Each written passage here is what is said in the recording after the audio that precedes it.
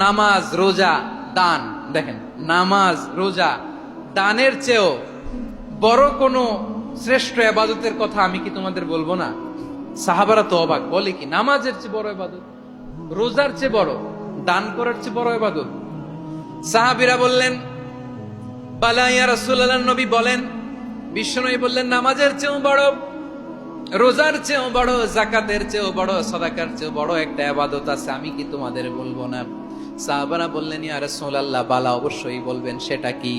বিশ্বনবী বললেন, ইসলাহু যাতিল বাইন। দুইজন যখন ঝগড়া লেগেছে, তোমার দুই ভাই যখন ঝগড়া লেগেছে, এই দুইজনের মধ্যে বিরোধ মিটিয়ে মীমাংসা করে দেয়া হচ্ছে সবচাইতে সেরা কাজ। দুইজন ঝগড়া লাগছে, ইসলাহু যাতিল বাইন, দুইজনের মধ্যে মিলিয়ে দেয়া, এটা নামাজ, রোজা, সাদাকার চেয়ে বেশি সওয়াব। সুবহানাল্লাহ, এত আস্তে, হ্যাঁ? ওয়াত্তাকুল্লাহ ওয়া আসলিহু যাতা বাইনিকুম, সূরা আনফাল। আল্লাহ বলেন, আল্লাহরে ভয় করো, ঝগড়া লাগলে মজা নিও না। ওয়াত্তাকুল্লাহ, আল্লাহরে ভয় করো, ফাসলিহু যাতা বাইনিকুম, মিলিয়ে দিও। তাহলে আমরা মিলায়ে দিব, রাজি আছেন তো?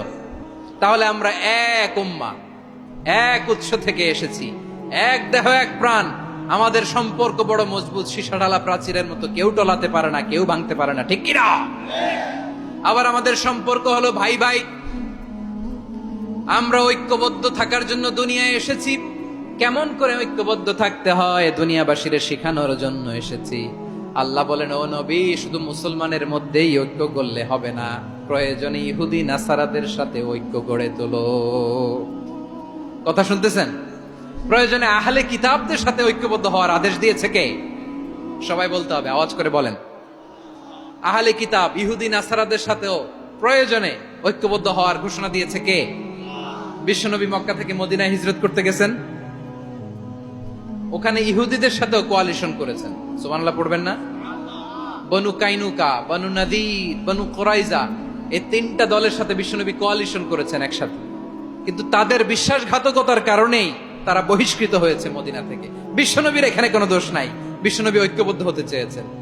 আল্লাহ তাআলা নবীরে বললেন, নবী তুমি তাদেরকে বলো, ও আহলে কিতাবের ভাইয়েরা, ইহুদি নাসারারা, এসো এসো এসো, আমরা এমন একটা বিশ্বাসের প্রশ্নে একত্রিত হই, যে বিশ্বাস তোমাদের নবীরাও প্রচার করেছে, যে বিশ্বাস আমিও প্রচার করি, যে বিশ্বাসের কথা তোমাদের পবিত্র ধর্মগ্রন্থগুলোতে রয়েছে, আবার যে বিশ্বাসের কথা আমার কোরআনের মধ্যেও রয়েছে, আসলে ওই কথায় আমরা একত্রিত হই। সুবহানাল্লাহ। তাহলে ভিন্ন ধর্মী তাদের সাথে যখন আমরা ঐক্য করব, কিসের উপর ঐক্য? একটা কমন ফেইথ, একটা মৌলিক বিশ্বাসের উপর ঐক্য। আল্লাহ তাআলা বলছেন, কুল ইয়া আহলাল কিতাবি তাআলাউ ইলা কালিমাতিন সাওয়াইন বাইনানা ওয়া বাইনাকুম আল্লা না'বুদা ইল্লাল্লাহ ওয়া লা নুশরিকা বিহি শাইআ ولا يتخذ بعضنا بعضا أربابا من دون الله فإن تولوا فقولوا اشهدوا بأننا مسلمون। পড়েন আল্লাহু আকবার।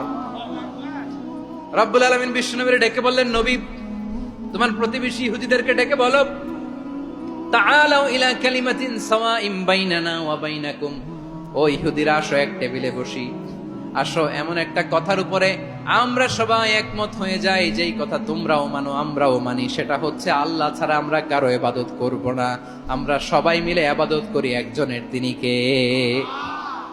আল্লাহ ছাড়া কারো ইবাদত চলবে না, আল্লাহর সাথে আমরা শরীক করব না, আল্লাহ ছাড়া নিজেরা নিজেদেরকে রব হিসেবে মানব না। এই তিনটা বিষয়ে যদি একমত হও, চলো আমরা একসাথে বসি, আমরা ঐক্যবদ্ধ হই। পড়েন সুবহানাল্লাহ। তাহলে দেখেন, ঐক্য কি শুধু মুসলমানদের মধ্যে না, প্রয়োজনে অন্য ধর্মের সাথেও ঐক্যবদ্ধ হতে হয়।